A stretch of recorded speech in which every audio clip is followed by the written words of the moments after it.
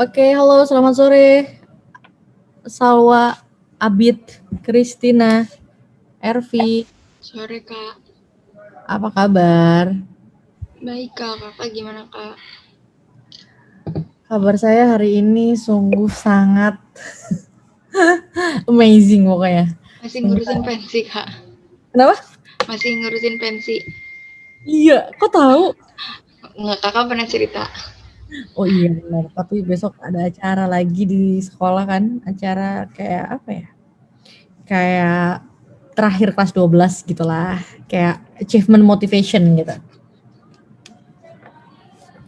Pensinya masih ada dong. Ada yang mau datang? Ardito loh kita. Gue starnya. Tapi ini sih live YouTube sama website kita beda. Bukan offline ya. Gitu. Pokoknya luar biasa lah. Kalau nggak percaya nih saya masih di ini nih. Masih di sekolah. Pokoknya saya pakai background SMA masih di sekolah. Jadi saya pakai background ya.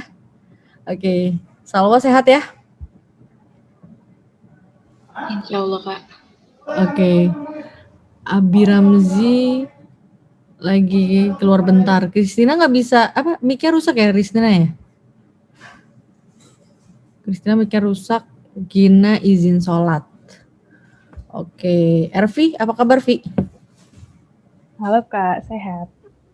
Alhamdulillah. Gimana TO-nya Vi? Ya, ada peningkatan. Kenapa? Ada Ada peningkatan. peningkatan. Kenapa tuh gara-garanya? Kenapa gara-garanya? Apa faktor penyebabnya? Nah itu. Oh, bacanya serius. Kenapa? Bacanya serius? Ya. Ya, bagus. Ervi. Semoga bisa dipertahankan ya. Vi. Ya, makasih Kak. Sama-sama Ervi. Kemudian ada apa? Maria ya? Maria, apa kabar Maria? Halo Maria, Fernanda.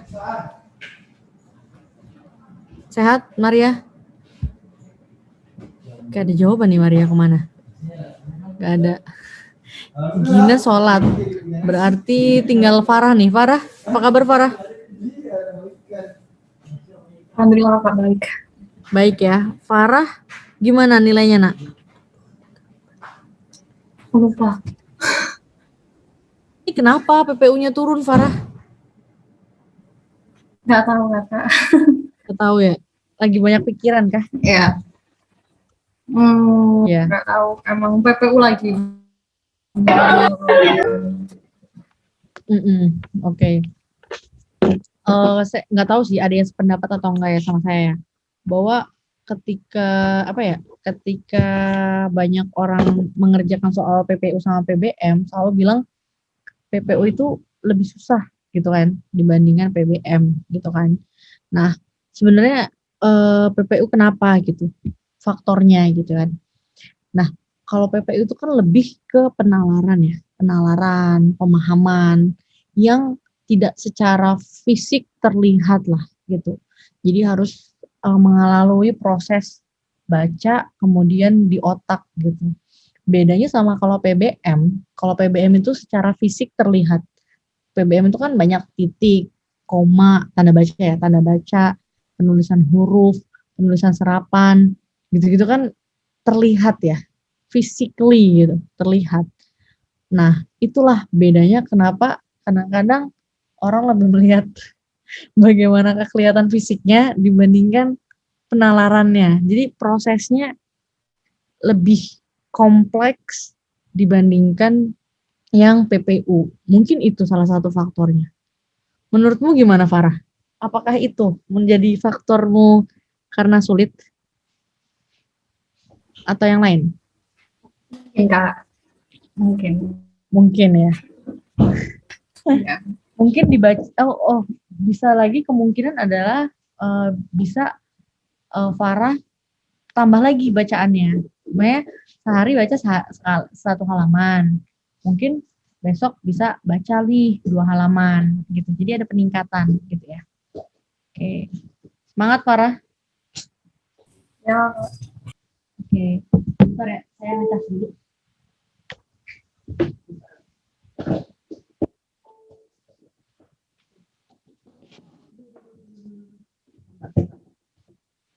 Kita laptop dulu bentar.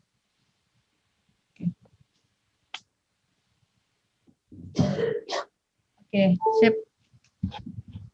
Lanjut. Elena, apa kabar Elena? Gimana Len? Kabarnya Len? Elena. Halo Elena. Len? Mana nih Elena? Nggak ada jawaban. Torik, apa kabar Torik? Baik, Kak. Baik ya. Lagi di jalan ya Torik ya?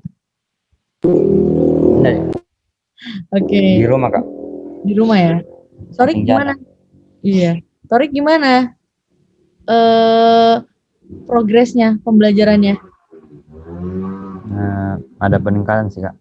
Ada peningkatan. Gimana? Nilai TO-mu meningkat ya? Kayaknya, Kak. Kayaknya belum lihat nilainya. Lupa, Kak. 2, 3, saya liatin ya. 1, 2, 3, 4, 5, 6, 7. Wih, iya loh. Ada peningkatan Torik. Saya bangga sama kalian ya. Ada peningkatan. Nah, ini kalau ada peningkatan kamu notes nih. You must appreciate to yourself gitu, Torik. Kamu harus appreciate bahwa ini momen yang bisa kamu jadikan untuk berpatokan nih. Oh, gue nyamannya di sini nih, gitu ya. Oke. Ya Torik ya. Oke, Kak. Oke. Brian, apa kabar Brian? Baik, Kak. Baik. Gimana Brian? Sudah TO ke-7 nih Brian? Ya Brian. PPU-nya kenapa turun Brian? Yan? Suaranya kecil banget. Ya Brian, kenapa nilainya turun nih Brian? Suaranya kecil banget. Kenapa Brian? Halo? Suaranya kecil banget. Brian bisa ketik aja ya. Suaranya kecil banget nih, tidak terdengar. Ya, saya doakan semoga Brian nilai PPU-nya meningkat ya Brian ya. Tetap semangat ya. Oke? Ya, Brian. Semangat. Oke, Elena masih di jalan. Oke, silakan yang sudah siap, boleh on cam. Kita mulai pembelajaran hari ini. Pembelajarannya apa sih? Ini pembelajarannya terkait dengan tadi yang saya bilang ya, bahwa kita terkadang lebih mudah melihat fisik gitu pembelajaran gitu kan. Nah, kita akan belajar di mana sih gitu kan. Nah, kita akan belajar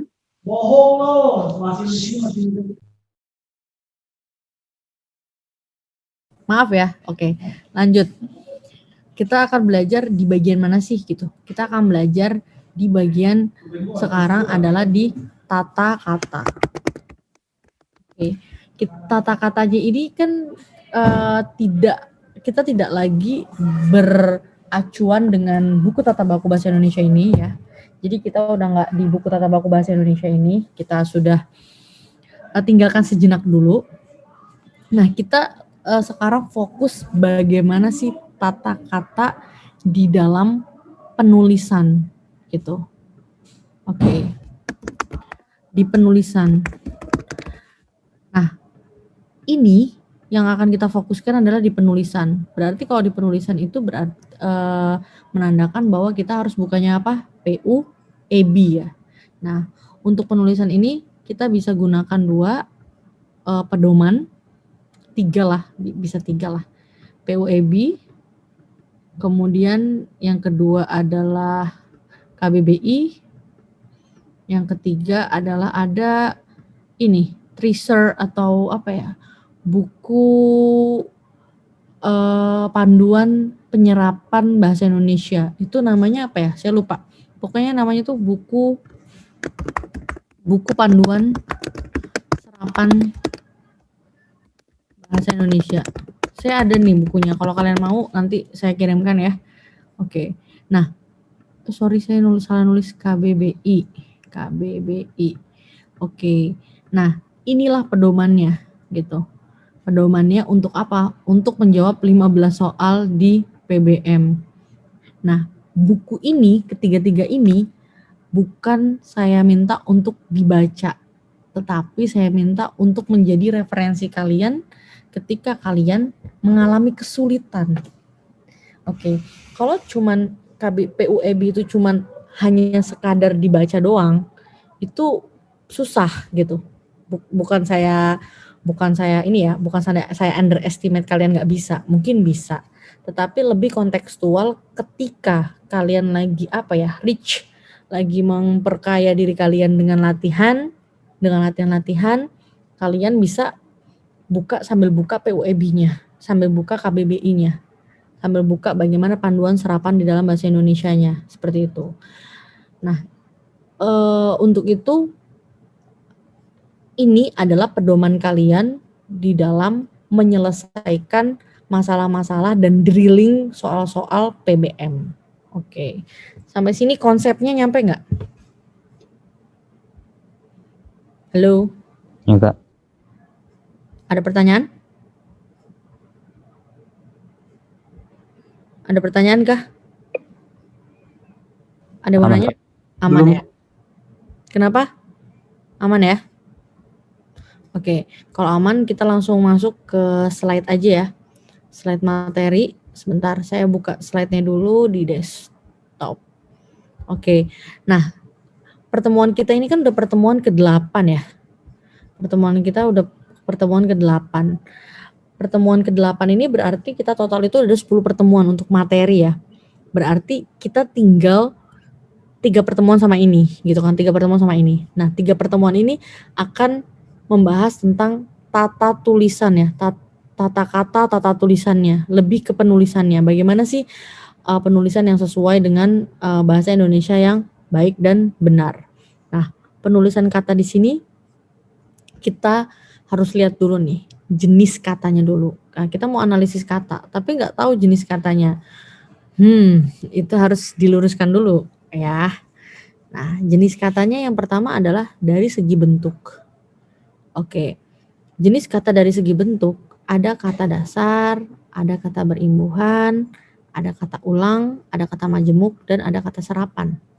Untuk jenis kata ini, gitu kan, kata dasar ini berarti dia adalah penulisan di morfem bebas. Ingat kan ya, materi morfologi, morfem bebas. Berarti dia morfem yang tidak terikat gitu kan, yang bebas. Contoh kata ya meja, sapu, beli, dan lain sebagainya gitu. Tapi kan ini beda-beda ya jenis kelas katanya. Kelas katanya meja apa? Noun, sapu noun, beli verb, verba.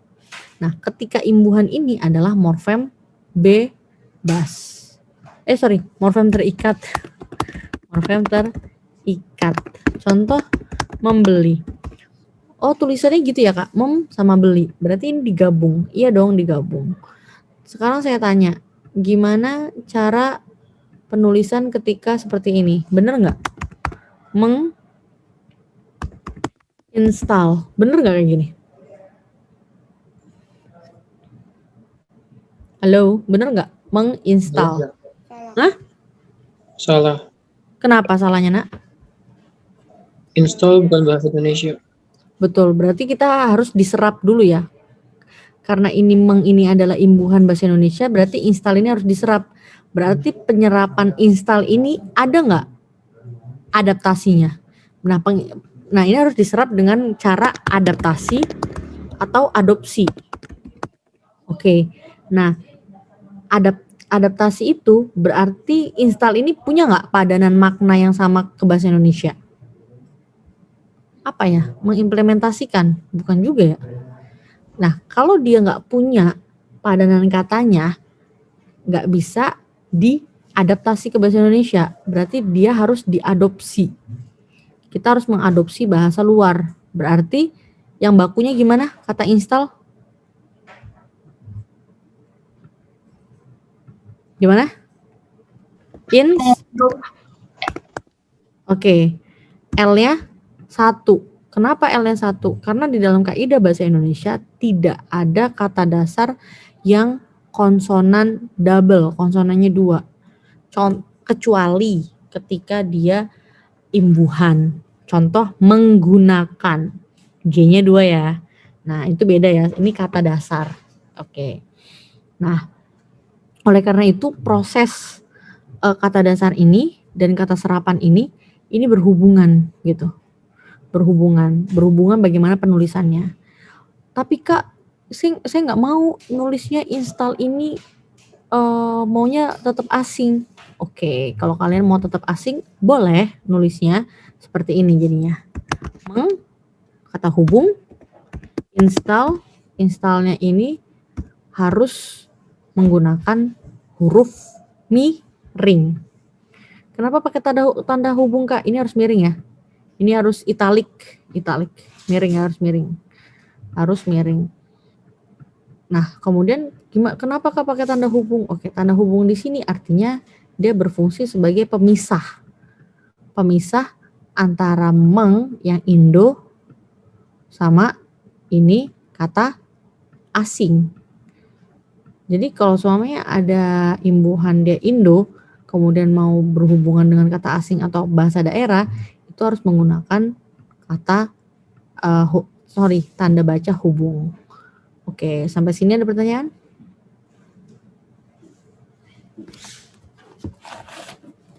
Jelas enggak? Jelas? Kak, mau nanya yang contoh diadaptasi itu kayak gimana, Kak? Oke, contoh yang diadaptasi itu adalah ketika gini, ada kata apa? Kita punya kata download ya. Kita punya kata download. Nah, kata download ini nggak bisa diadaptasi ke bahasa Indonesia. Kenapa nggak bisa diadopsi ke bahasa Indonesia? Gini, kenapa nggak bisa diadopsi ke bahasa Indonesia? Kelihatan nggak download? Kelihatan ya? Download. Kenapa? Karena kalau semuanya kita baca ya, ini kalau dibaca di bahasa Indonesia ya, saya spellingnya bahasa Indonesia ya, bukan bahasa Inggris. Download. Load itu asing. Jadi menyerap kata adaptasi sama adopsi itu harus melihat penuturnya. Ketika penuturan bahasa Indonesia itu nggak pas, kayak contohnya gini. Kayak contohnya adalah kata ini.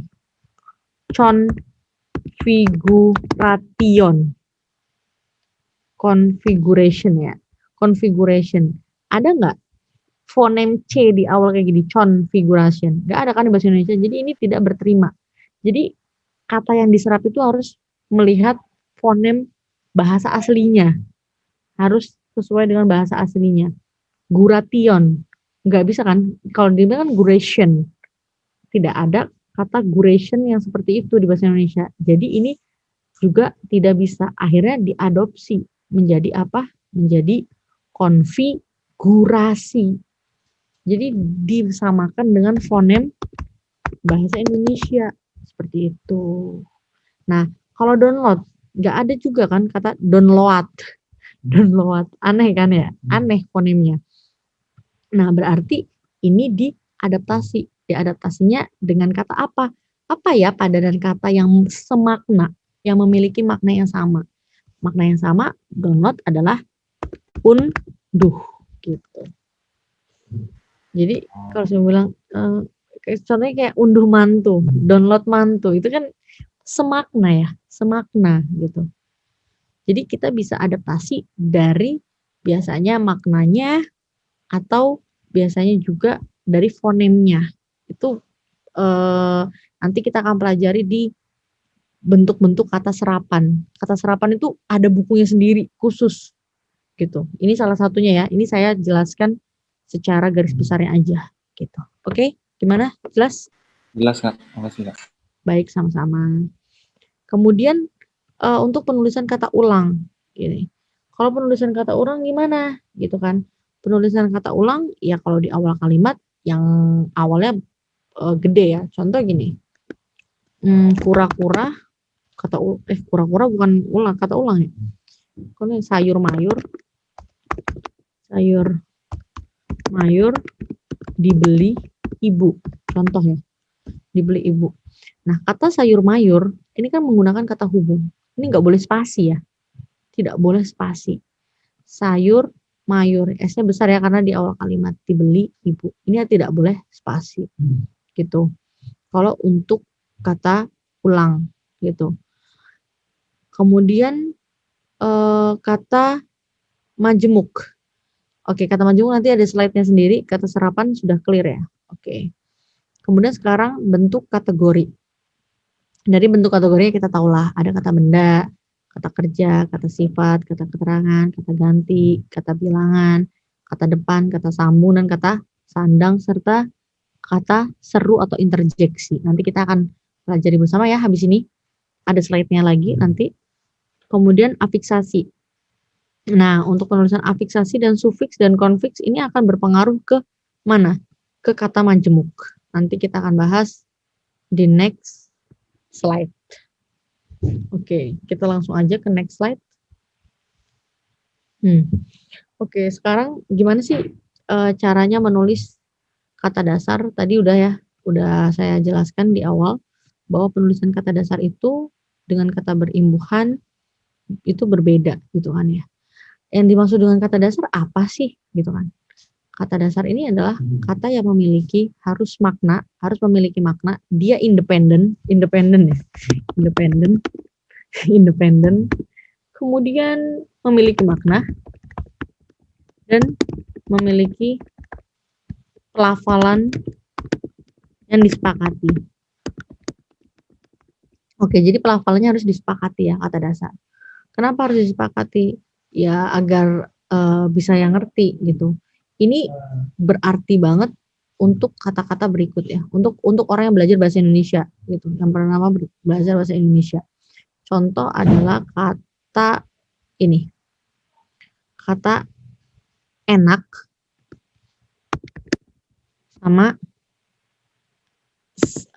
enak sama apa ya? Sama sehat. Sehat, enak. Sehat atau sama apa ya? Enak, sehat, sate. Oke, ini kan E kan ya. E di depan, E di tengah, sama E di akhir. Ketika enak, kita yang ngomongnya enak aja gitu. Maksudnya karena kita bahasa Indonesia ya jadi ya udah biasa aja kok Kak, nggak ada apa-apa. Tapi kalian coba sebutkan kata enak, sehat, sate.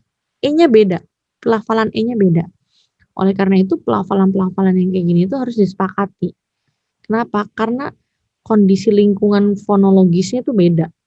Oleh karena itu ini kalau kalian cek ya di KBBI itu pasti di sebelahnya gitu kan, sebelah katanya itu kalau di KBBI ada tanda kurung kayak gini. Tanda kurung kayak gini. Kemudian ada enaknya itu ya, yang enak ini pasti E-nya tidak seperti itu. E-nya seperti ini. Enak. Nah, enak. Enak. Bukan ya. Enak. Gitu. Kalau sate, berarti E-nya kecil. Berarti dia fonemnya E. Gini. Sate. Gitu. Untuk kalian yang bahasa Indonesia ya sama aja. Tapi kalau untuk orang yang belajar bahasa Indonesia, orang asing tuh agak susah. Ya, kalau kayak gini. E-nya soalnya beda-beda. Sama semua bahasa kayak gini. Bahasa Turki, bahasa Rusia, semuanya kayak gini. Punya pelafalannya masing-masing. Itulah disebut dengan kata dasar. Independen, memiliki makna, dan memiliki pelafalan yang disepakati. Gitu. Nah, kemudian kalau kata berimbuhan, ya kata berimbuhan itu disebut juga apa? Morfem terikat. Jadi dia semuanya berasal dari morfem ya. Gitu. Morfem terikat artinya dia tidak bisa jauh-jauh nih sama kata dasar. Jadi kayak kemudian itu nggak bisa nih jauh-jauh sama kata dasar. Kenapa nggak bisa jauh-jauh? Karena dia terikat. Karena dia terikat, maka dia ini tidak memiliki makna. Nggak punya makna ketika berdiri sendiri gitu. Oke, clear ya slide ini?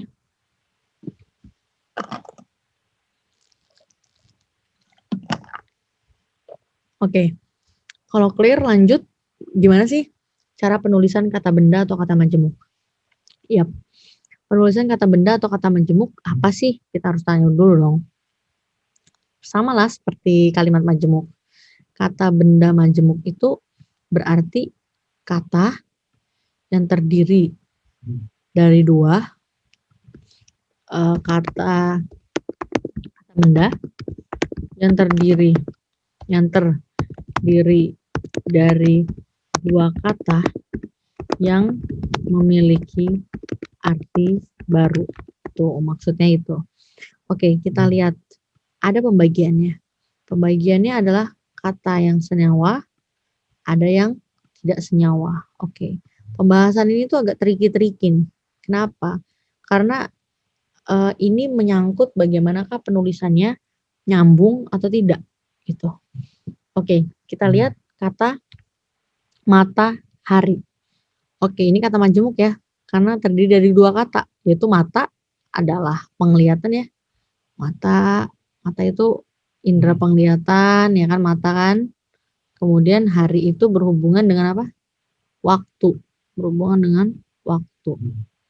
Oke. Jika kita lihat ya, jika matahari ini adalah membentuk suatu kata baru yang tidak berhubungan maknanya dari keseluruhan, maka dia harus ditulis digabung seperti itu. Oke, contoh kita lihat kata matahari itu maknanya apa? Maknanya adalah benda angkasa yang merupakan titik pusat bumi ya, titik pusat bumi. Nah, jadi kalau nggak ada matahari kita nggak hidup gitu kan, titik pusat bumi. Ada nggak kaitannya makna ini, makna matahari secara keseluruhan dengan ini? Makna matahari secara keseluruhan kan ini ya, benda angkasa. Ada nggak kaitannya dengan mata sama waktu? Ada nggak kaitannya? Halo, ada nggak kaitannya? Nggak ada, Kak. Nggak ada ya? Nah, betul. Jika tidak ada kaitannya sama sekali, maka dia harus digabung gitu. Oke. Kalau tidak ada kaitan makna sama sekali harus digabung. Kalau kacamata ini digabung karena apa? Karena dia membentuk suatu benda baru. Dia membentuk juga suatu benda baru gitu. Suatu benda baru gitu. Sama seperti sapu tangan. Nah, sapu tangan. Iya, memang sapu tangan dipegang pakai tangan, tapi sapu tangan itu membentuk benda baru lagi. Gitu. Oke, sekarang yang tidak senyawa. Contohnya rumah, sakit, dan tanggung jawab. Oke, rumah sakit ini artinya apa? Artinya adalah tempatnya orang sakit gitu kan. Tempat orang sakit. Orang sakit gitu. Nah, kalau kita lihat, ada nggak hubungannya tempat orang sakit dengan rumah? Ada kan? Ada hubungannya kan? Ada hubungannya. Korelasi. Ada nggak hubungannya sama sakit? Ada hubungannya. Jika ada hubungannya seperti ini, maka dia harus dipisah. Kenapa dipisah? Karena dia nanti akan ada juga rumah sakit, rumah jompo, rumah apa lagi ya? Rumah sehat, rumah COVID, dan lain sebagainya ya. Itu adalah bisa membentuk spesifikasi makna-makna lain gitu. Jadi maknanya berhubungan. Sama seperti tanggung jawab.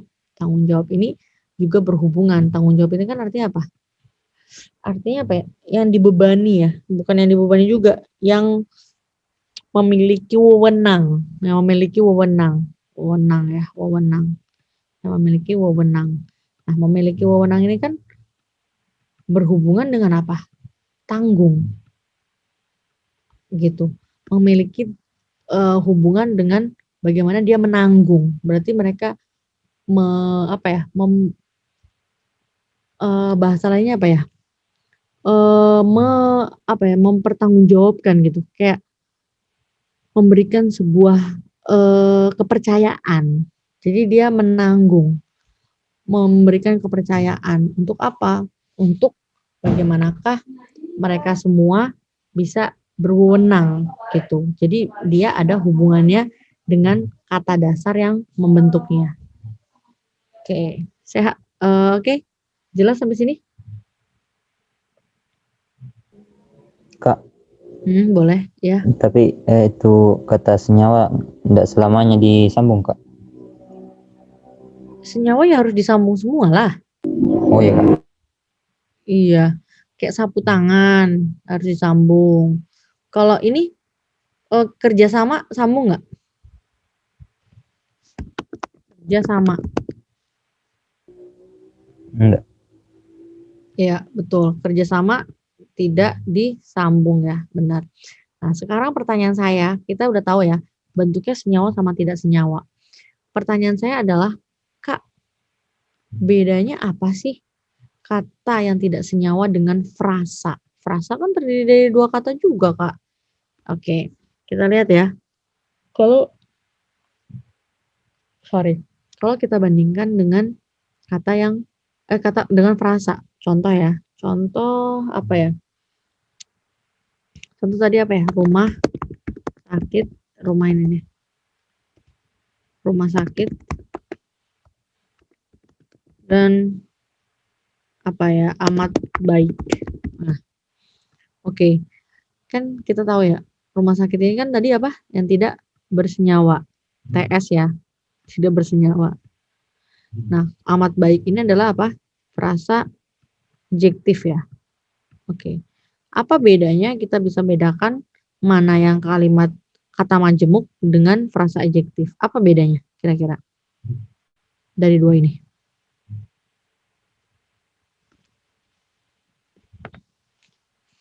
Ayo, apa bedanya?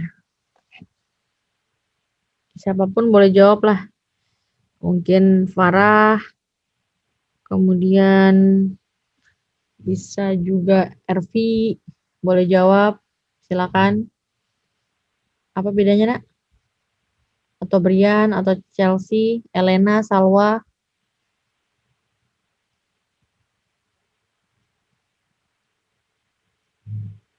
Halo.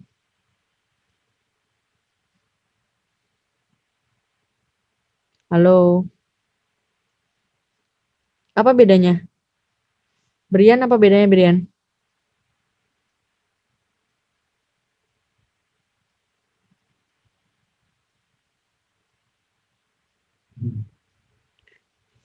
Halo, kemana nih anak-anaknya? Torik, apa bedanya Torik? Salwa, Maria.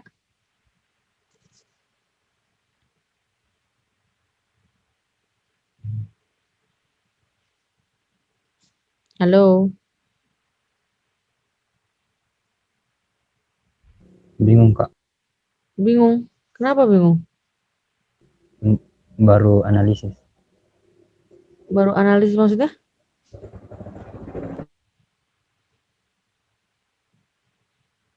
Halo. Maksudnya baru dicarian jawaban. Oh, oke. Oke, mau apa langsung saya jawab aja? Lebih baik, Kak. Oke. Oke, saya jawab aja ya. Oke. Nah, bedanya apa antara rumah sakit ini dengan frasa? Astaga, sorry. Oke, bedanya adalah ketika dia ini frasa ya. Dia ini frasa. Oke, dari frasa dulu ya. Dari frasa, dia memiliki inti. Inti dari amat baik apa? Amat ini kan apa?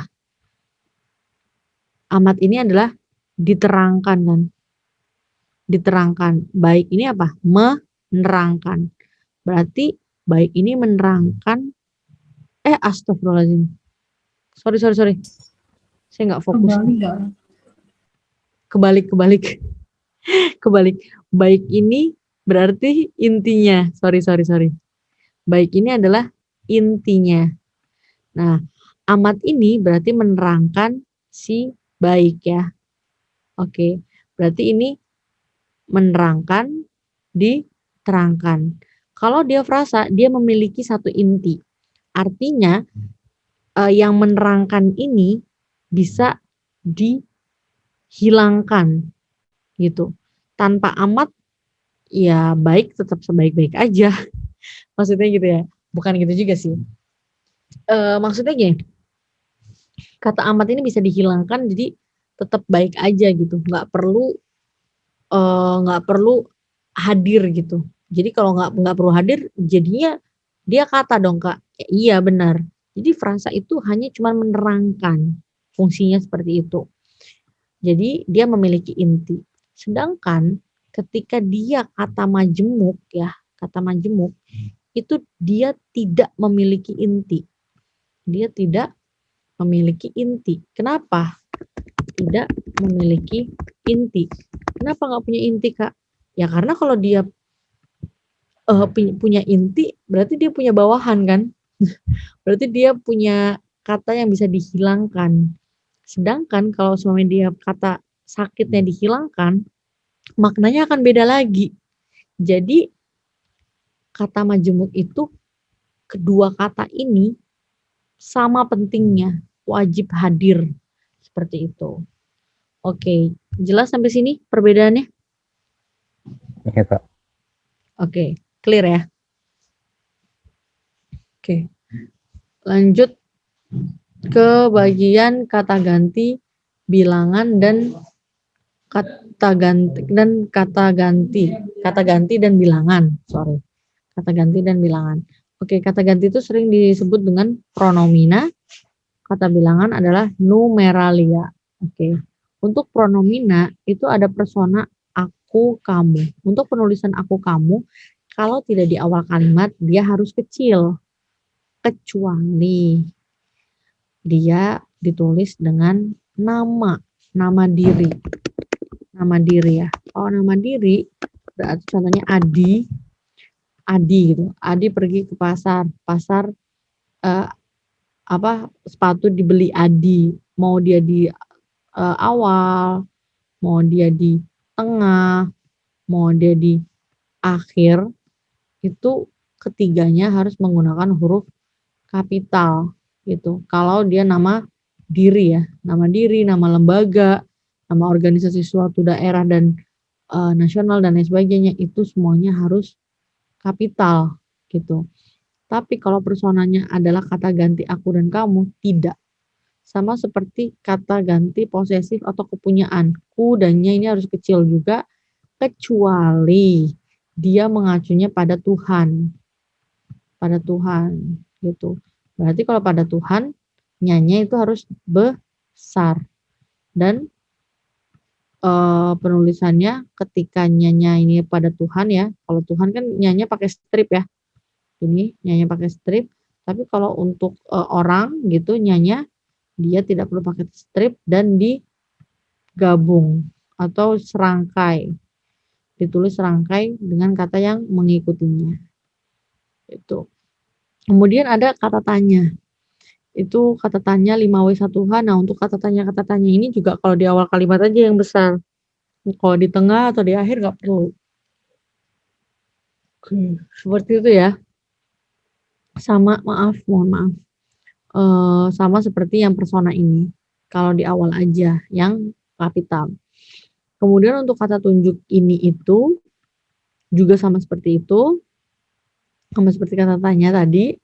Kemudian kalau kata hubung yang itu juga sama ya, ditulisnya terpisah. Kemudian ada juga pronomina tak tentu atau barang siapa. Oke. Kemudian numeralia. Untuk numeralia ini ada ada yang tentu, tak tentu. Nah, untuk kata ganti untuk kata bilangan ini kata tentu contohnya 1, kemudian yang ini 1000. Berarti kalau 1000 se-nya itu harus digabung. Kemudian kata tak tentu beberapa. Beberapa ini kan beda sama berapa ya. Beberapa itu berarti artinya banyak, jamak. Nah, berarti harus digabung. Oke. Clear ya yang ini? Iya. Oke, baik.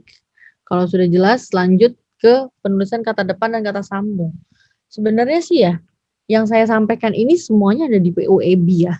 Jadi ini saya cuman ringkas aja mana sih bagian-bagian yang memang harus saya sampaikan dan mana bagian-bagian yang sudah familiar kalian bacalah seperti itu ya. Ini saya cuma merangkum gitu. Sebenarnya kita nanti kita akan langsung bagaimanakah di penyelesaian soal ya. Soal yang nanti yang sudah kalian kerjakan di pagi hari ya. Oke. Kita lihat dulu. Penulisan kata depan dan kata sambung. Gimana sih cara menulisnya? Kata depan dan kata sambung. Oke, preposisi yang di dalam bahasa Indonesia ada di, ke, dalam, pada, dan dari ya. Dari. Oke. Nah, preposisi ini semuanya penulisannya harus dipisah. Kenapa dipisah? Karena dia menunjukkan tempat. Oke. Nah, untuk ketika dia menunjukkan tempat, dia harus dipisah. Contoh kata ke, gitu kan. Kata ke ini sebenarnya saya mau keluar rumah, ya kan, rumah. Kemudian tanganku keluar darah. Ini ada dua kata keluar yang beda penggunaannya ya. Nah, beda penggunaannya dari mana? Dari ke dipisah dan ke digabung. Saya mau keluar rumah. Oke. Untuk membedakan dia digabung atau dipisah, kalian harus tahu maknanya dulu. Kata keluar ketika dipisah itu berarti harus maknanya ada pergeseran, ada apa ya? Ada tujuan tempatnya, ada tujuan pergeseran tempatnya. Pergeseran juga ya, ada tujuan tempatnya. Tempat yang spesifik ya. Kenapa? Karena di mana-mana tuh kalau semuanya preposisi itu pasti dia menerangkan sebuah tempat yang spesifik. Contoh gini, aku menaruh pulpen, aku padamu aku mengadu. Padamu. Berarti kan ada spesifiknya. Padamu aku mengadu. Nah, kata pada itu kan juga kata depan. Jadi dipisah gitu. Ada tujuannya. Nah, oleh karena itu ketika dia tujuannya tempat yang spesifik, ada kata tempatnya harus dipisah. Penulisannya seperti ini. Nah, ketika kalau dia itu merupakan maknanya adalah artinya kan ini tanganku keluar darah. Keluar di sini kan artinya apa? Mengeluarkan kan? Mengeluarkan di sini kan berarti dia maknanya apa? Imbuhan. Berimbuhan. Berarti apa? Berarti di sini penulisannya harus digabung. Oke, sampai sini ada pertanyaan?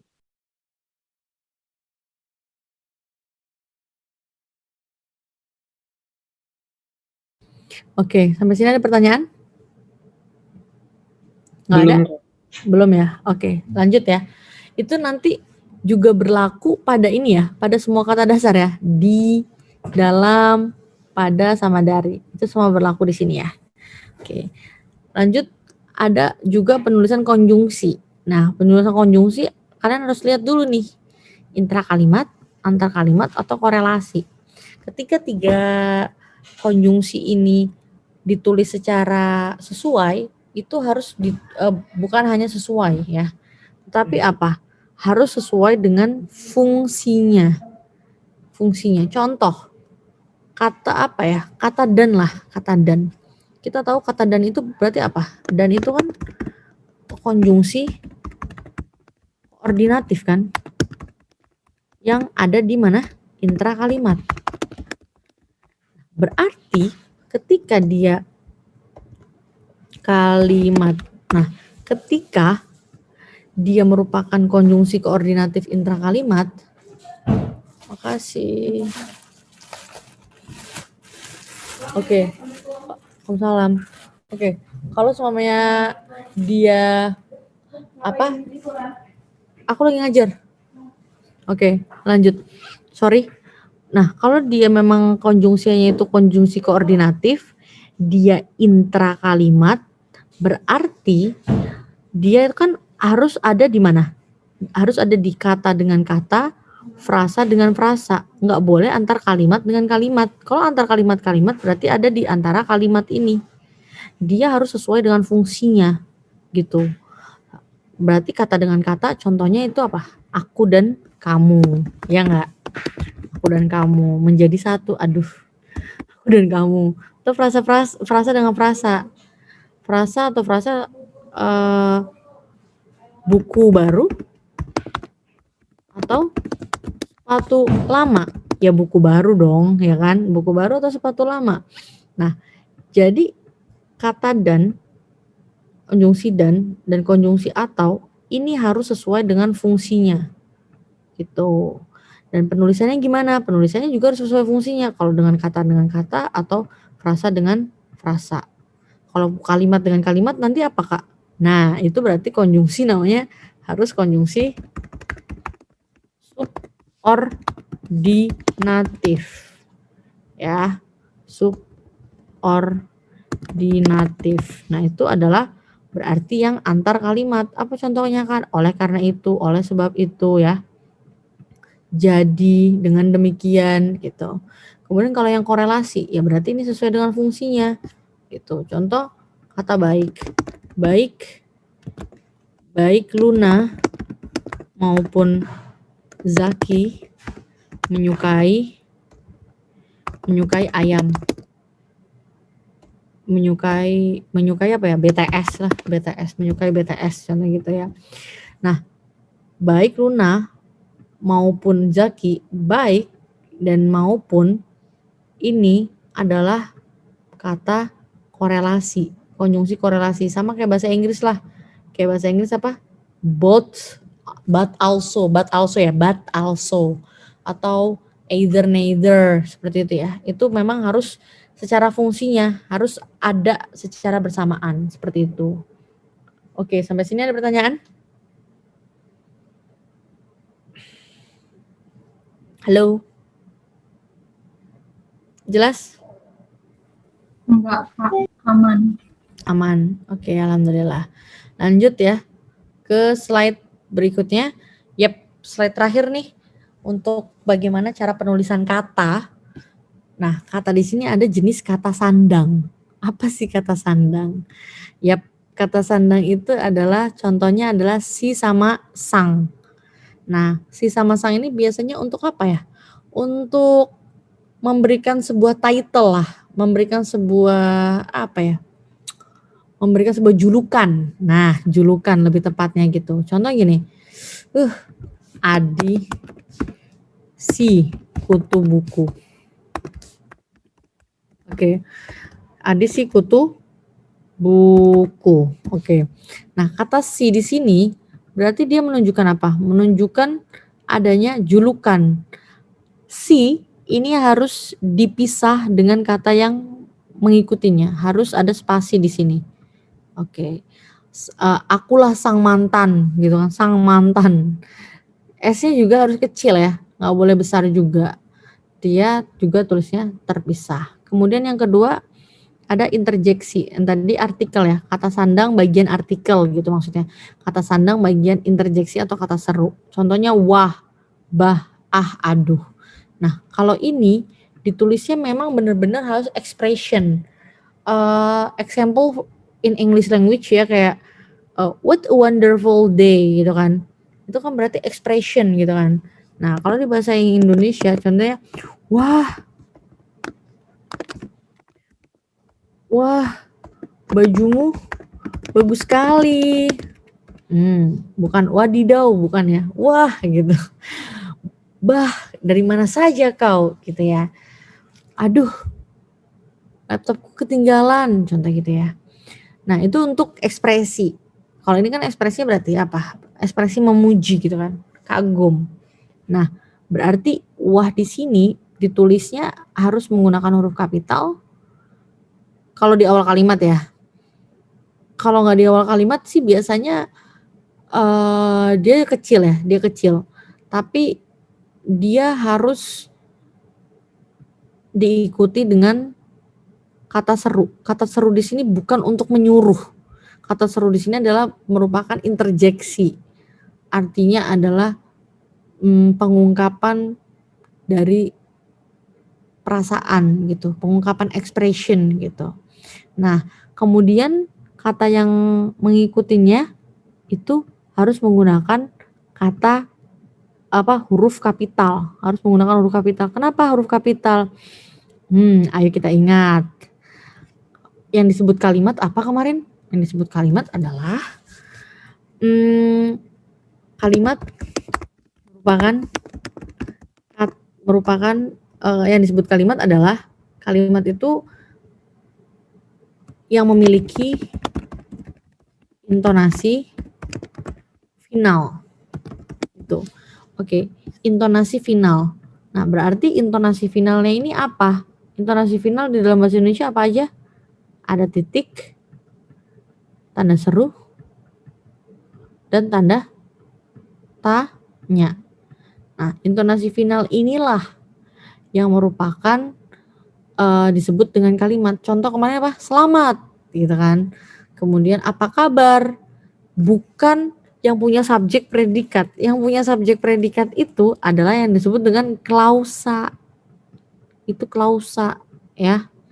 Klausa itu adalah yang subjek predikat.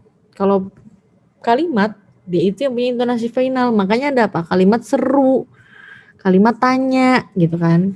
Nah, kenapa? Karena dia punya intonasi final. Jadi setelah intonasi final berarti ini adalah kalimat, maka harus tanda seru. Huruf kapital. Oke, sampai sini ada pertanyaan?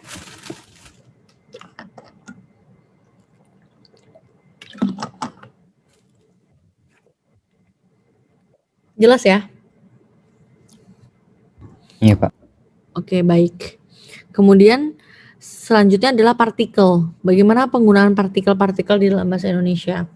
Nah, partikel-partikel yang kita sering temukan itu ada partikel lah sama kah. Contohnya apa? Apalah, apakah, bagaimanakah, bagaimanalah, entahlah gitu. Nah, itu harus ditulisnya serangkai, nempel maksudnya. Serangkai atau nempel gitu. Nah, kata pun di sini ditulisnya bisa serangkai, bisa terpisah. Saat apa dia terangkai? Saat apa dia terpisah? Oke, mari kita jelaskan. Oke, saat dia terpisah, saat terpisah, dia itu yang memiliki makna sendiri. Jadi dia memiliki makna sendiri. Contoh gini, siapapun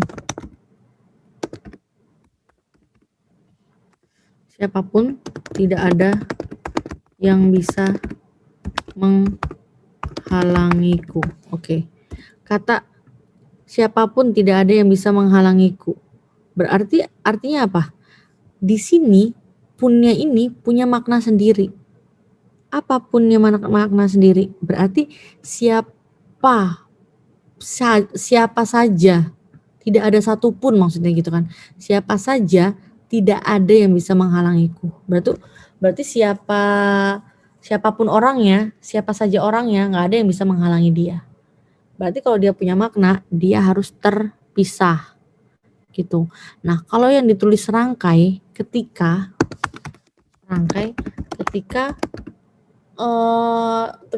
memang dia satu kesatuan membentuk makna gitu. Satu kesatuan membentuk makna. Contoh adalah bagaimanapun atau apapun atau walaupun, meskipun. Ini memang kata-kata yang sudah ditulis serangkai gitu bedanya. Oke. Selanjutnya akronim dan singkatan.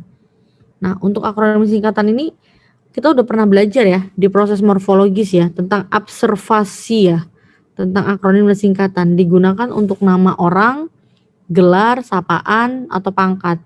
Dia juga digunakan untuk lembaga pemerintahan, badan, dan organisasi. Untuk lengkapnya kalian bisa baca di PUIB tuh banyak banget. saya tekankan di sini adalah kalian harus tahu bedanya akronim sama singkatan, harus banget sih. Akronim itu berarti dia yang menyingkat dari awal kata. Contoh TNI gitu kan.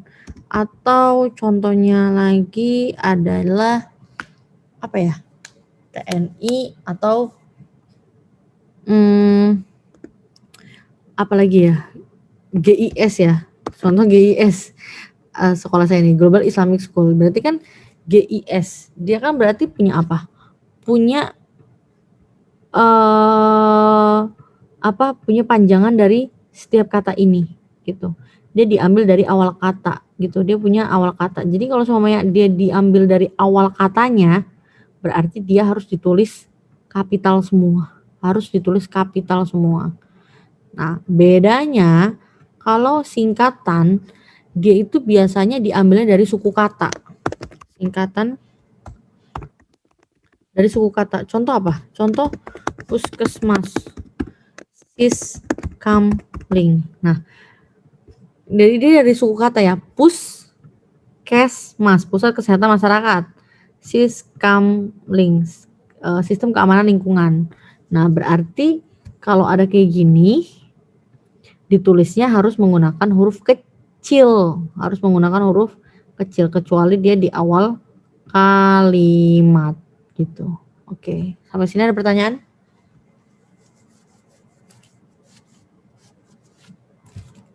Jelaskah? Halo? Pada kemana nih? Pada tidur ya? Iya, Kak.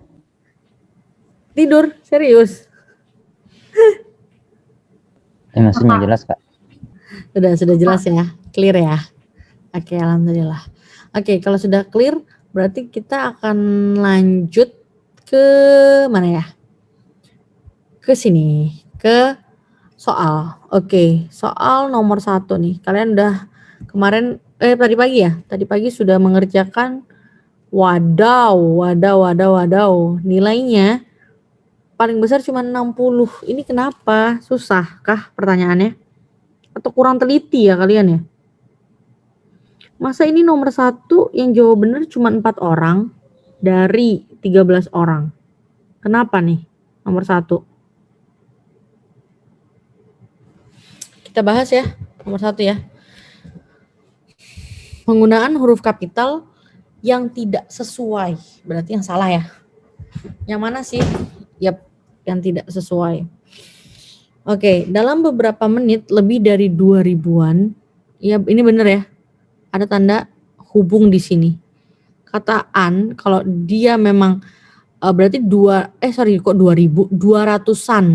200-an itu berarti ada 200. Jumlahnya 200. An-nya di sini menerangkan si 200-nya ini. Benar ya? Kayak gini. Di kawasan Cianjur. Oke, ini salah ya. Kenapa salah? Kawasan ini seharusnya menggunakan huruf kecil. Sama seperti kata daerah. Kenapa Kak? Kok kecil gitu? Oke, kenapa kecil? Yang pertama alasannya adalah yang pertama dia tidak tidak spesifikasi letak geografis gitu. Kemudian yang kedua dari segi maknanya,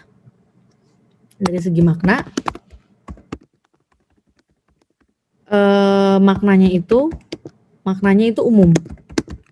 Maknanya umum. Contoh, saya mau melihat kawasan ini. Kawasan itu kan berarti kan umum. Maknanya tidak spesifik. Jadi kalau kata apa ya? Huruf kapital itu harus digunakan untuk kata-kata yang spesifikasi ada letak geografisnya. Ini lagi ngomongin letak geografis ya. Contoh yang lain lagi. Kak, tapi kan kalau kecamatan, kelurahan itu pakai Kak? Yap, pakai. Kenapa? Karena dia spesifik. Contoh gini, Jalan Gowok, Desa Buaran, kemudian kecamatan apa ya? Saya lupa deh. Kecamatannya apa ya di sini ya? Kecamatannya kayaknya ini deh. Serpong kayaknya ya. Saya lupa. Kecamatan Serpong. Kemudian kelurahan. Kelurahannya apa ya? Serpong juga kayaknya deh. Saya lupa, serius.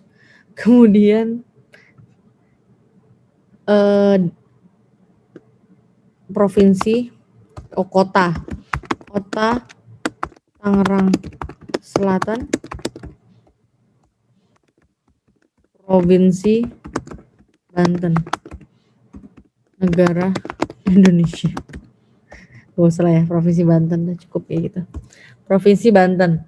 Nah, kalau dia spesifik memberikan sebuah kayak jalan, kemudian ada kecamatan, kemudian habis itu kelurahan, kota, provinsi, ini kan birokrasi ya. Ini ada birokrasinya, ada sebuah ada sebuah susunannya lah, susunan negaranya gitu, ada birokrasinya, ada tahapan-tahapannya kayak gitu. Yang spesifik, maka dia harus ditulis dengan menggunakan huruf kapital. Tapi ketika kata kawasan itu tidak boleh menggunakan huruf kapital. Kak, tapi waduk, Kedung Ombo, kemudian pelabuhan, sungai, itu kan juga banyak Kak di mana-mana. Oke, karena waduk ini kan nama tempat spesifik ya. Waduk itu kan bukan teluk ya, bukan juga selat, beda. Waduk ya waduk gitu, spesifik kan berarti. Diikutin dengan nama daerah, maka dia harus kapital ya, harus kapital semua. Ketika dinamain dengan kata daerah ya, tapi beda. Kalau saya bilang gini, saya swafoto di waduk, ya udah waduk doang. Kalau waduk doang ya W-nya kecil, tapi dia diikuti dengan nama daerah, sama kayak pelabuhan. Saya tinggal di dekat pelabuhan. Nah, pelabuhan di situ tidak spesifik, diikuti dengan nama daerahnya, letak geografisnya. Kalau tidak diikuti berarti dia kecil, tapi ini diikuti, jadinya ini menggunakan huruf kapital. Sama seperti sungai juga gitu ya, diikuti dengan Ciliwung, nama daerah gitu. Sama nanti gunung juga, selat, teluk, tebing, terusan, Suez atau apa gitu ya, yang di geografi tuh banyak kayak gitu. Oke, sampai sini ada pertanyaan? Jadi yang salah adalah yang A ya, gitu. Yuk, yang mau nanya silakan.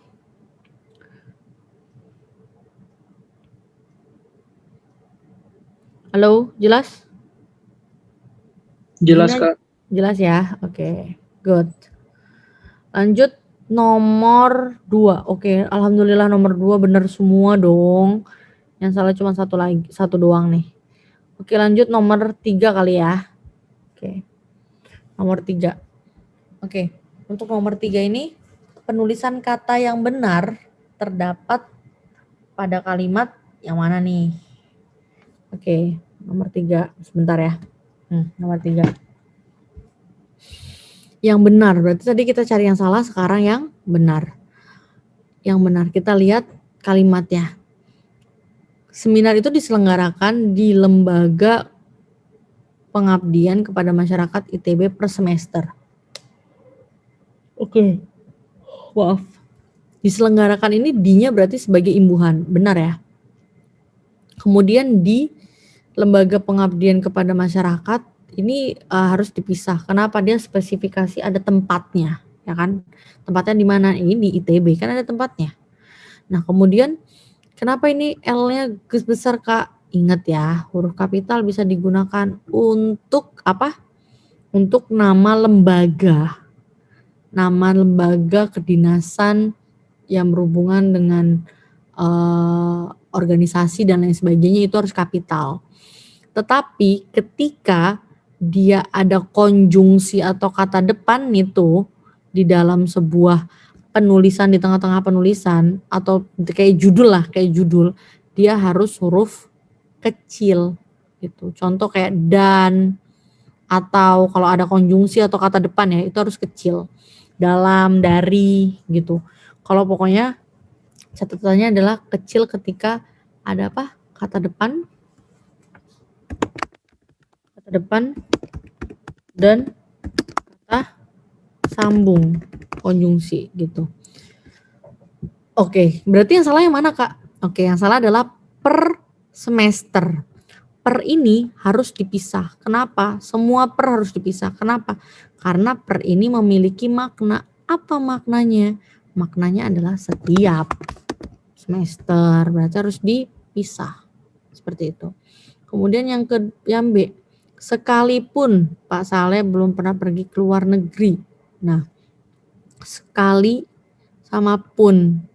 Berarti sekali saja Pak Saleh nggak pernah ke luar negeri. Nah, ke luar negeri juga ini harus dipisah. Ini dipisah gitu. Yang C, mereka keluar 1/1 dari gedung sidang. Oke, mereka keluarnya kan nggak spesifikasi kemana, ya kan? Berarti ini benar 1/1, berarti 1/1. Berarti di sini punya makna kan? Berarti ini yang benar. Lebih baik belajar di dalam negeri. Nah, di dalam negeri kan berarti spesifik negeri. Berarti harus dipisah sama seperti di luar negeri nih. Ini aja dipisah. Kok ini kenapa di dalam tidak bisa? Lihat ya, harus ada sebuah kesatuan. Kalau ininya ini juga ininya dipisah, juga ini harus dipisah. Itu kayak gitu analisisnya. Kemudian artis itu dikerumuni. Nah, dikerumuni ini harus digabung. Kenapa? Imbuhan. Oke, jelas sampai sini? Iya, Kak. Oke, alhamdulillah. Baik, selanjutnya nomor 4 nih. Oke, nomor 4 juga lumayan yang banyak yang salah nih. Kenapa nih? Nomor 4 nih, yang benar berapa orang doang? Waduh. Nomor 4. Yang benar cuman 5 orang. Oke, kita lihat ya. Ini nggak ada pertanyaan ya. Kalau nggak ada pertanyaan kayak gini, berarti kalian langsung fokus ke yang bold pastilah. Fokus yang ke bold, terus fokus juga sama pilihannya gitu. Oke, berarti kita harus memperbaiki. Apakah tidak perlu diubah? Harus dong diubah. Kenapa diubah? Kita baca ya kalimatnya. Taufan dinamik pun mengenang. Taufan berarti orang ya, subjek ya. Subjek mengenang, predikat, kemudian orde baru, objek. Nah, berarti masa orde baru nggak perlu sih subjek, predikat, objek kayak gitu kalau di PBM, ya kan?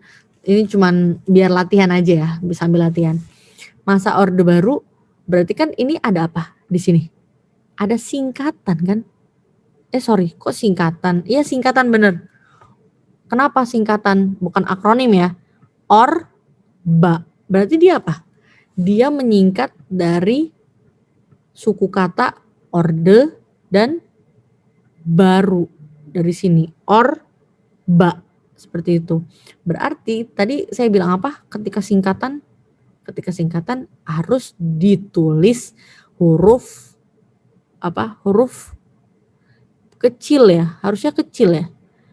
Oh sorry, saya revisi ya. Bukan tulis kecil. Yang tulis kecil itu kalau yang mengikutinya, yang di awal ini harus besar gitu ya. Harus besar. Sebentar deh. Apa ini salah ininya ya? Sorry sebentar. Oh iya, bener ya. Oh iya benar. Benar. Berarti ini harus ditulis besar di awalnya aja gitu. Harus ditulis besar awalnya aja. Berarti tadi saya revisi ya. Yang kayak puskesmas gitu. Kayak tadi apa? Puskesmas dan siskamling. Ini berarti adalah singkatan yang P-nya itu bisa besar dan S-nya bisa besar ketika di awal, di tengah, atau di akhir. Awalnya aja ya. Seperti kayak gini, orde baru, orba. Berarti ini harus kapital, orba gitu. Kita lihat aja, mana yang kapital, orde baru. Nah ini ya, sama ini. Nah sekarang permasalahannya masa itu harus kapital nggak? Ya nggak perlu dong. Kenapa? Kan ini yang dikapitalin cuman yang disingkat. kecuali ma orba, masa orde baru gitu ya. Itu baru kapital. Jadi ini salah gitu. Jadi ini harus kecil. Yang benar adalah yang C. Oke, sampai sini ada pertanyaan? Jelas? Jelas nggak? Clear? Nggak? Jelas, Kak. Aman, Kak. Aman ya? Oke, lanjut. Nomor 5. Ini kenapa nilainya pada kecil-kecil kayak gini loh? Susahkah atau gimana? Bukannya lebih singkat daripada PPU ya? Tapi kenapa pada salah nih? Kenapa? Torik, kamu Torik kenapa Torik? Kenapa nilainya kecil Torik?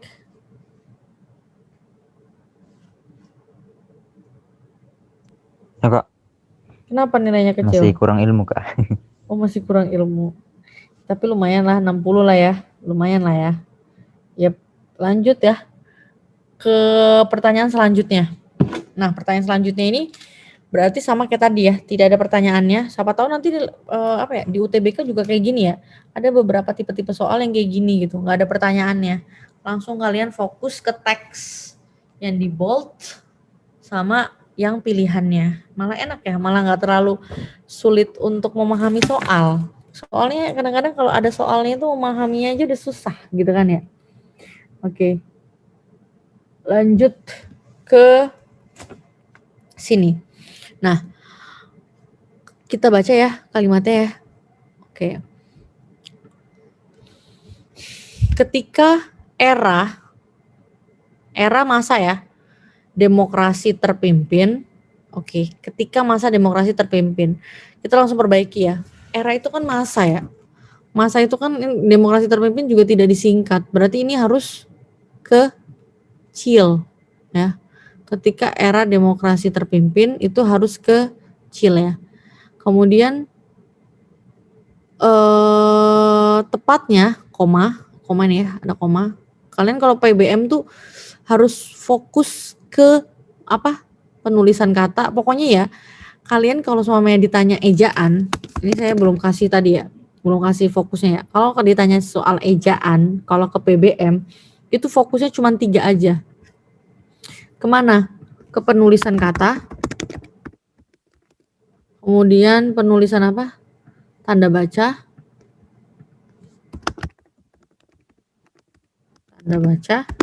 sama itu tuh, sama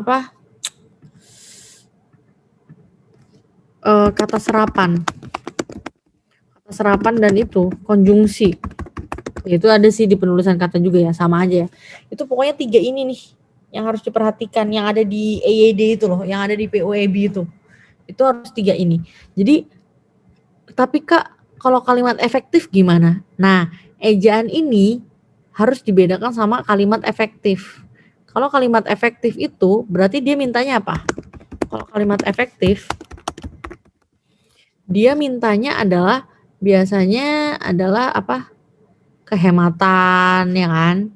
Biasanya adalah kehematan, kesejajaran, kemudian kelogisan. Nah, bisa ya. Atau bisa juga ini, keparalelan. Nah, ini harus paralel dari Dari subjek, predikat, objeknya. Beda ya, ejaan sama kalimat efektif. Jadi kalau semuanya kalian ditanya ejaan berarti fokusnya ketiga ini aja. Nah, kalau ditanya efektif baru yang ini, yang udah pernah saya bahas ya waktu itu ya, yang kalimat efektif. Nah, lanjut ke sini. Berarti kita kalau semuanya ejaan harus hati-hati nih, kayak koma, titik gitu ya. Penulisan tanda bacanya harus diperhatikan. Tepatnya pada 21 Januari 1960. Oke, berarti komanya ini adalah fungsinya sebagai mengapit aposisi. Aposisi dari mana? Aposisi dari ketika era demokrasi terpimpin, tepatnya berarti dia aposisinya menerangkan si masa ini terjadinya di tahun berapa? Yaitu di tahun 1960. Oke. Kemudian lanjut ke bagian mana? Sebentar. ke bagian Oke, sip. Ke bagian kalimat selanjutnya, klausa selanjutnya. Kesultanan Kutai dianggap bubar sebagai daerah Swapraja dan hanya menjadi kabupaten. Oke, kabupatennya bener ini ya. Nah, kita lihat nih, kesultanan. Kesultanan itu hanya kecil atau besar? Kesultanan. Kesultanan itu berhubungan dengan apa sih? Berhubungan dengan geografis nggak? Ya, jawabannya adalah berhubungan ya. Kenapa? Karena kata Kutai ini spesifikasi kemana? Spesifikasi di daerah Kalimantan ya. Ada ya, Kalimantan. Nah, contohnya kenapa berhubungan dengan tanah, dengan wilayah gitu, dengan sebuah daerah? Karena kesultanan ini ada karena dia menguasai sebuah daerah. Contoh kayak Majapahit. Kenapa Majapahit itu paling terkenal ya? Karena dia menguasai satu pulau Jawa gitu kan ya. Itu berarti berhubungan dengan daerah, tanah jajahannya gitu lah ya. Nah, kesultanan ini berarti K-nya benar besar, kemudian K-nya juga ini Kutainya juga besar. Dianggap bubar sebagai daerah Swapraja. Oke, ingat ya. Daerah itu kecil seperti kawasan. Nah, kemudian Swaprajanya karena ini tempat, S-nya besar. Dan hanya menjadi kabupaten, K-nya benar ini kecil. Kenapa tidak diikuti dengan nama daerah letak geografisnya? Oleh karena itu jawaban yang benar adalah yang mana nih? Yang C gitu. Oke, sampai sini ada pertanyaan? Swaprajanya S-nya besar gitu. Daerah Swapraja.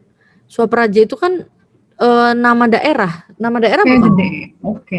S-nya Oke, gede. oke. Berarti kalau kayak misal tadi yang masa Orde Baru, kalau misalnya nggak ada tanda kurung Orde Barunya, berarti masa Orde Baru juga kecil. O sama B. Orde Baru, iya benar. Betul. Demokrasi terpimpin kalau disingkat ada nggak? Deter. Nggak ada. Depim. Nah, nggak ada kan? Biasanya yang udah disingkat-singkat kayak gitu tuh biasanya yang udah apa ya? Yang udah lumrah gitu, yang udah sering kita dengar gitu. Orde Lama ada nggak? Orlam? Nggak ada ya? Nggak ada Kamu sih. nanya dong. Iya boleh. Kan kalau di POEB itu ada juga yang nama peristiwa sejarah. Nah, itu demokrasi terpimpin nggak termasuk itu ya, Kak? Oke, demokrasi terpimpin itu sejarah. Sejarah apa tuh? Era demokrasi terpimpin. Di bagian PUEB sebelah mana, Nak? Coba lihat ya. Kita lihat. Yang kapital. Oke, kita lihat ya. Sorry. Huruf kapital. Mana nih? Huruf kapital ini. Oh iya, pemakaian huruf. Jangan lupa pemakaian huruf. Di nomor berapa tuh?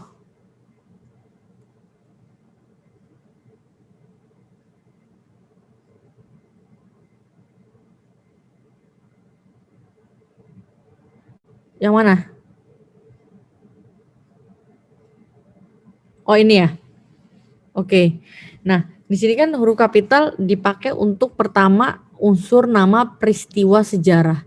Oke, peristiwa sejarah yang disebut dengan peristiwa itu apa sih? Kejadian kan? Kejadian, memorize ya, kejadian. Kejadian lampau gitu kan. Yang disebut adalah kejadian. Oke, kejadian yang lampau ketika itu adalah konferensi Asia Afrika, Perang Dunia, proklamasi kemerdekaan. Catatannya huruf pertama peristiwa sejarah yang tidak dipakai sebagai nama tidak ditulis dengan huruf kapital. Contoh. Oke, jadi kalau dia tidak menamai sebuah peristiwa itu maka tidak ditulis kapital. Contohnya adalah Soekarno-Hatta memproklamasikan kemerdekaan Indonesia. Oke, perlombaan senjata membawa resiko pecahnya perang dunia. Oke. Jadi ketika dia tidak merupakan tidak dipakai sebagai nama peristiwanya, maka dia tidak kapital. Nah, sekarang saya tanya nih, era demokrasi terpimpin itu peristiwa sejarah atau bukan?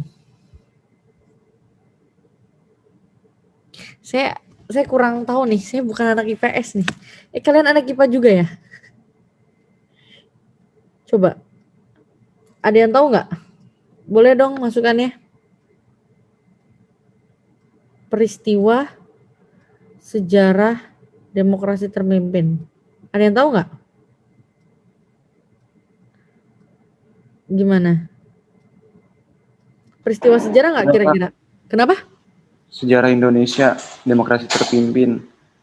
Masa ketika sistem demokrasi terpimpin di Indonesia adalah sebuah sistem demokrasi yang seluruh keputusan serta pemikiran berpusat pada pemimpin negara.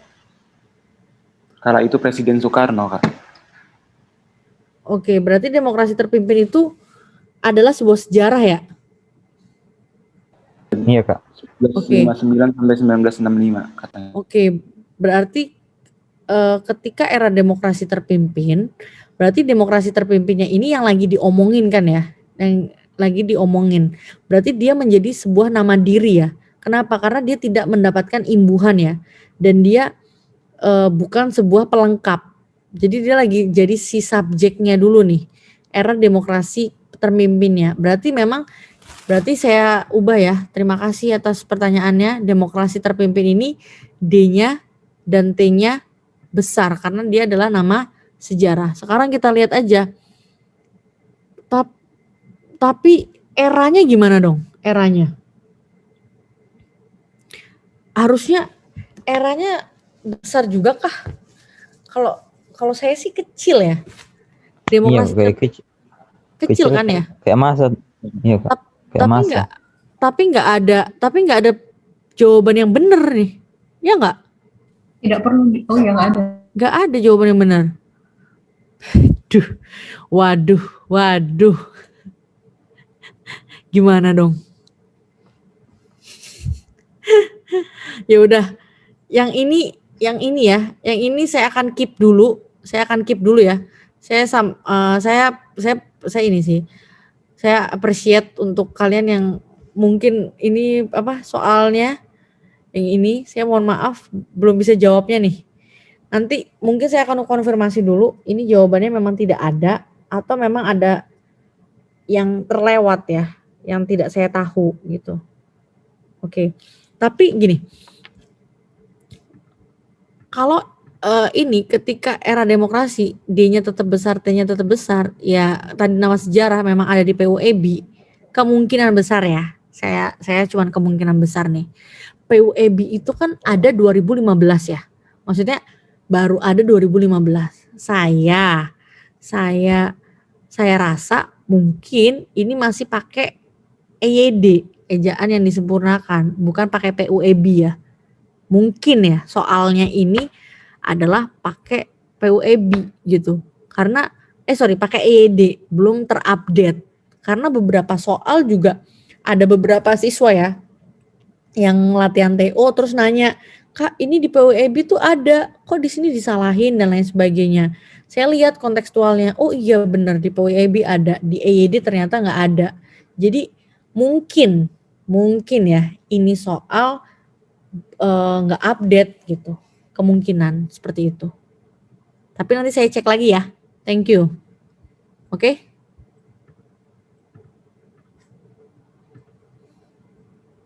Oke. Lanjut di nomor 6. Yap. Nah, nih ada kata era menjelang reformasi. Nah, berarti kita tahu ya, reformasi itu tadi apa? Reformasi itu berarti sebuah peristiwa sejarah. Oke. Tapi ada kata era menjelang reformasi. Oke. Di sini dia sebagai apa? Sebagai anak kalimat ya. Anak kalimat. Berarti dia bukan sebagai nama diri ya. Anak kalimat. Anak kalimat. Nah, Kalau di anak kalimat, kenapa? Karena ada komanya, kemudian diikuti dengan kata intinya, yaitu Kabupaten Kutai dipecah. Berarti subjek predikatnya di setelahnya. Makanya ada tanda komanya. Berarti era menjelang reformasi ini, dia itu harus ditulisnya dengan kata apa? Kata kecil semua.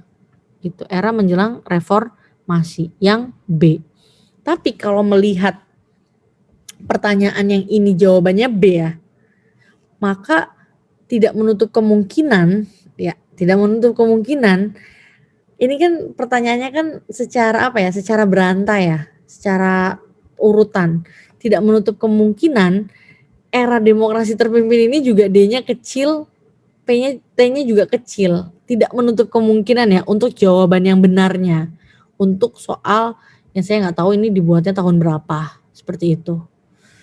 Logisnya seperti itu ya. Oke. Sampai sini jelas?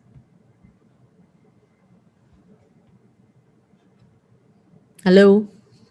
Ada yang mau nanya nggak? Kenapa? Jelas, Kak. Jelas ya? Oke. Tapi untuk yang ini bener harus kecil ya. Untuk yang nomor 6 ini. E-nya kecil, M-nya kecil, dan R-nya juga harus kecil. Oke. Oke, kalau sudah jelas, saya simpulkan hari ini kita belajarnya apa saja, yaitu kita belajarnya tentang penulisan kata, bagaimanakah kalian bisa fokus untuk ejaan, penulisan kata, penulisan huruf, dan penulisan tanda baca. Karena ini sudah materi ke-8, berarti ada 2 materi lagi yang akan saya sampaikan ke kalian, lebih fokus ke bagaimanakah penulisan-penulisan tanda baca. Nah, untuk penulisan-penulisan tanda baca ini, basically semuanya bisa kalian pelajarin lewat PUEB, lewat skill kalian bagaimana mengaplikasikannya. Terima kasih untuk hari ini, untuk kehadirannya, untuk semangatnya, dan untuk keseriusannya dan kefokusannya. Saya terima kasih ke kalian dan tetap semangat, jaga kesehatan. Saya akhiri, wabillahi taufiq wal hidayah. Wassalamualaikum warahmatullahi wabarakatuh. Selamat sore semuanya. Waalaikumsalam warahmatullahi wabarakatuh. Makasih banyak, Kak. Terima kasih banyak, Kak. Iya, sama-sama.